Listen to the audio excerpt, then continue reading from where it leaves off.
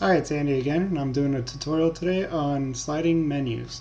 So there's a sliding menu library out there that allows you to add a menu list behind your current view.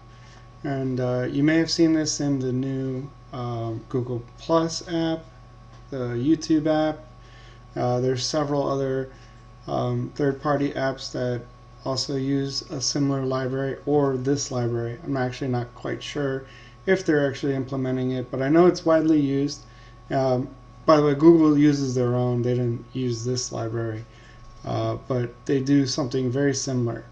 And the way it looks is, so you have your main activity, whatever, or your main view, whatever you're looking at, and then what you do is you can drag and create another menu item right here with basically a list, and this is fully themable just like any other list view. I'm going to show you how to do this where you actually create the button, your icon, as an actual button to open up and close it, but you can also drag from here, and there's different settings on whether or not you can drag from, let's say, here to open it, or if you have to use right on the edge, like right over here, in order to do it, and that's called the margin, or if you have to hit the menu bar in order to open it. So I'm going to show you the code, show you the example that they give you, and my example is going to be bits and pieces of their example, and it's just going to be kind of a simplistic code for that. So I'm going to run the example that's included with the library, and it basically is showing you all your options. So if you go into properties, this kind of sort of breaks down how this menu item works. So you have, if you want a menu item to the left, you select left. If you want it to the right, you can do that, or you can actually have two menu items. You can have both left and right. So that's what this is. If you want to be consistent with other apps, for the most part, left only. Some apps like Facebook has a similar thing where it has a menu item on the left and a menu item on the right. But for the most part, most apps just have one menu, and that's on the left.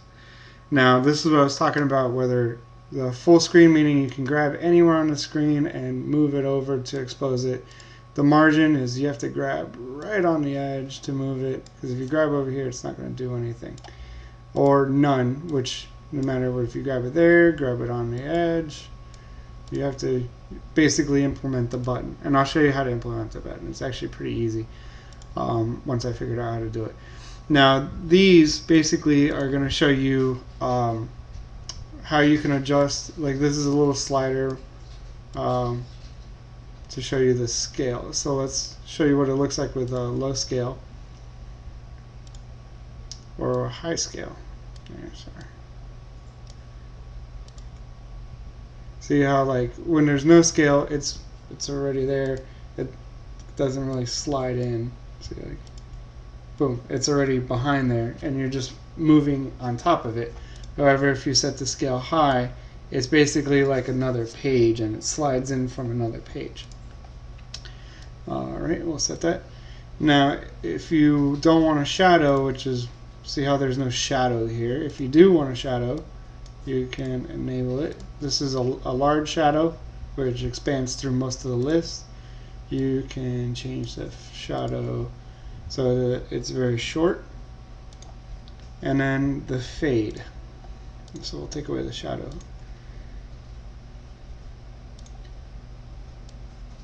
And the fade is that part right there where it's, see how it fades in and out? If we turn this all the way down, there is no fade. Alright, so this is basically the options that you have for designing your sliding menu. Now you can also customize the list, so that's a separate tutorial, and it has nothing to do with the actual sliding menu. That would be creating a whole new list adapter and doing that. That's kind of how they get the different backgrounds, different text colors. All that is done through a custom list adapter. Okay, so let's dig into what other options they provide for you. You can use this with a view pager. So a view pager is basically a swipey tabs without the tab. That's exactly how the swipey tabs works. It's mixed between the tabs and a view pager. So that's what the view pager is. Let's see. Let's do. You can change the fragments. This is kind of how I've had it in apps in the past, where you have your own little. Each list item will change the fragment that's visible. If you dig into their code, they don't really do changing of fragments like it shows. What they're actually doing is they just change the background of the current fragment. So if you want to actually change the fragment, you can set a on list item, click, and then set up your individual fragment classes, and then do kind of how I did in the list fragment tutorial. All you're doing is the exact same thing. You're just providing it towards the list that's here. And then let's see, what else do we have? So this responsive UI, this one looks different on a tablet versus a phone. If you are using a tablet, you have a lot more real estate. So what it does is it allows you to have the list here as a drag behind option on a phone, but on a tablet it would just be a persistent list on the left. And I can kind of show you what that looks like if you want. Let me change my target. So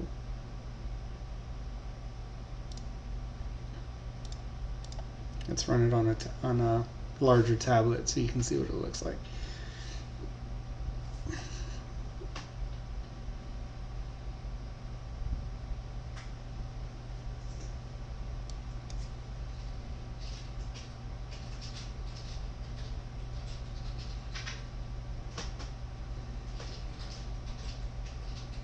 Okay, so it's this responsive UI.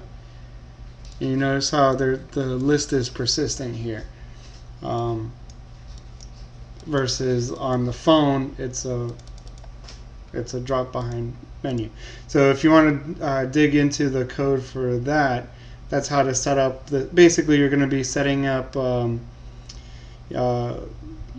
like on the dual pane example that I have, where you're looking to see if the item's in landscape mode, or you create different layouts. Like this is a layout for an extra large screen, and you basically use you use the sliding menu if there's a small screen, or you ignore it and just use two separate fragments if you have an extra large screen. So that's basically how that layout works, and you can dig into the code to figure out how to use that. It's pretty easily followable here. What I wanted to show you is a little example on how to get it to work for you. First thing you're going to need to do if you're going to use it with Action Bar Sherlock, if you go onto the website, and I'll provide the link of where to download this library, you're going to have to change one of your files in here into the library, into the sliding menu. You're going to have to, or not sliding menu, sorry. Yeah, it's in. Yeah, sliding fragment activity. You need to change this to Sherlock fragment activity. By default, it's just a regular fragment activity. So if you're going to use Action Bar Sherlock, you need to include this here as well. So we'll just not save that. And then that's the only thing you need to change on the library if you're going to use it. If not, just leave it as is. Import your library into your example activity, and then also Action Bar Sherlock if you're going to use it. So to go into the one that I've created for you is we're going to have 4 different classes, 4 different XML files, and to create the shadow, I'm including the exact same shadow parameters that they provide in the in their example. So that's going to be this one that we're going to reference into the code. Also, we're going to be using a menu, and that's kind of how to. I haven't really gone into how to use the menus, but you're going to be using that in order to make this this icon clickable. Okay, so your meat and potatoes is going to be this base activity. You're going to want to create this one first and then do your main activity afterwards. So this is going to be your Sherlock fragment activity. We're going to create this integer of mTitleRes. It's actually referenced in the main activity here. The whole thing just sets up the fact that you're going to use the app name inside the action bar. But it is required. You have to initialize the class in order for you to do it, and that's how that works. So yeah. So here's what it works: is you're setting the title of the action bar to the mTitleRes. So first, we're going to set the behind content view, and basically it's just a blank frame layout with the ID of menu frame, and we're just going to reference it here. We're going to say that when we load on create of the activity, we're going to be beginning the transaction of creating a new list. So I created this random list class. It's just 5 list items inside the list adapter, and I just use a standard Android simple list item 1. So there's nothing special about this. When you click it, nothing happens. Here you would add if you wanted to change the classes, you would add on list item click afterwards, a whole method on that. So we're referencing the list here because it's the behind content view. So then we're going to replace the menu frame with this list, with this with this fragment now, this list fragment. And then we're going to initialize a sliding menu. These are integers that they had specified in the example app, but instead of creating a whole dimensions thing, XML, you can just specify it if you don't use res.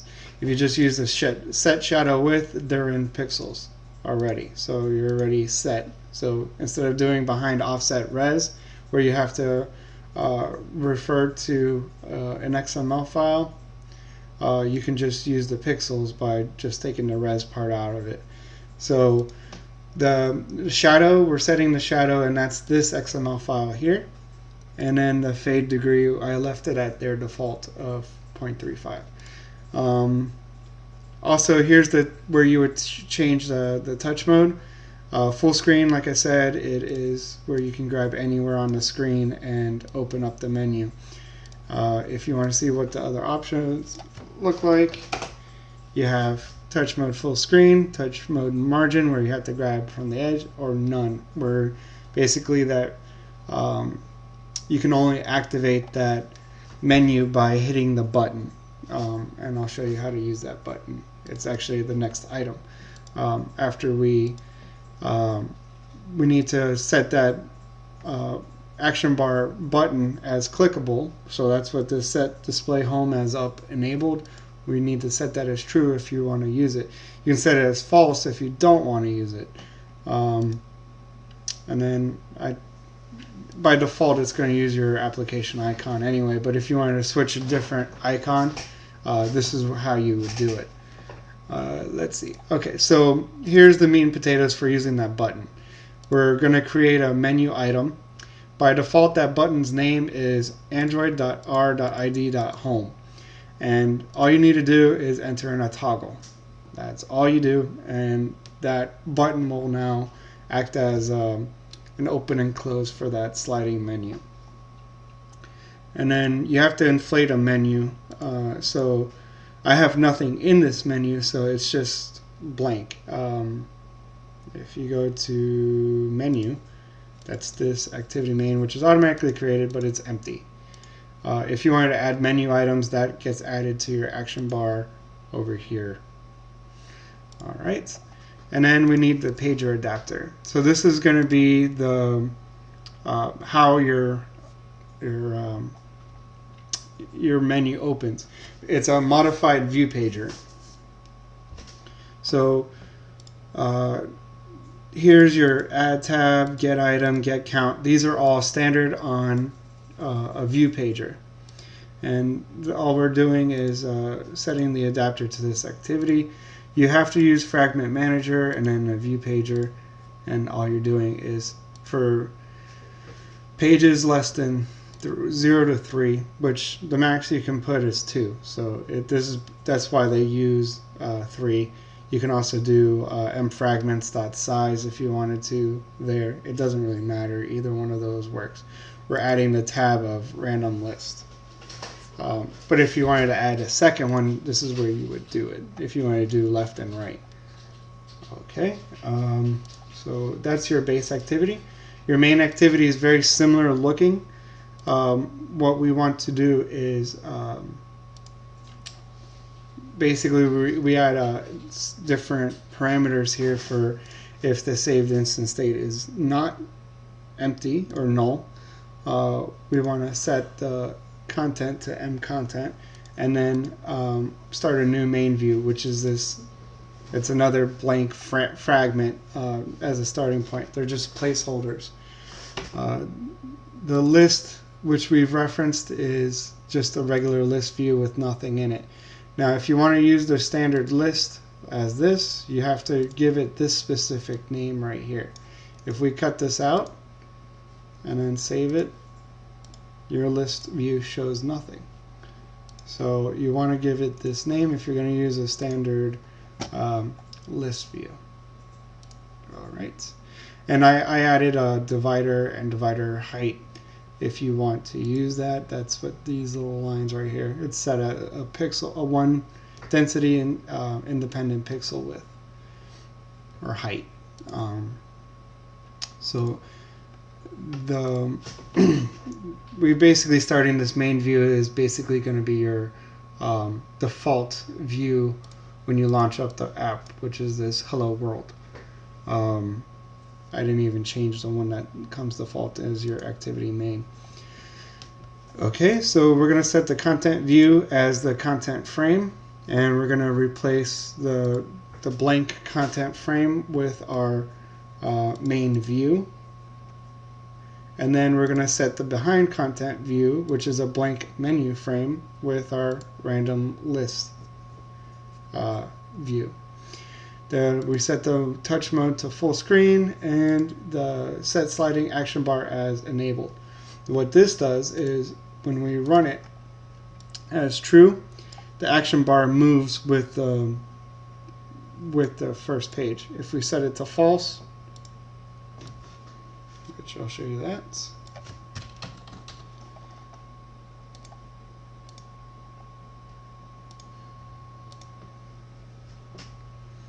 When the action bar is persistent.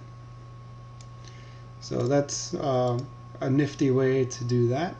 What you can also do is you can add a separate action bar attached to the list. Basically, instead of it dragging across, what it would do is just refresh the icons here, which is also a pretty neat thing to do. Okay, so we'll set this back to true.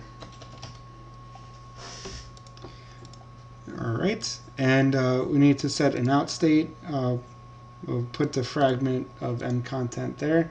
And then this switch content, it's not really used yet, but if you, what this is put in place for is when you want to use the the list to switch fragments, like in their example. I guess it's not exactly the same since they don't really switch fragments, but if you were to switch fragments, you just add this switch content into your list, your random list on the list item click, and when you click on an item, it replaces it and then closes the list again, and you can still access that list again. I have this in an app that I'm working on, and when you implement this switch content into your list activity as well, or your list fragment, it'll switch back. So you have one going one way and one going the other way. All right, and that's pretty much it. And don't forget to switch your theme to Sherlock if you're going to use Action Bar Sherlock. All right, that's it for sliding action bar. And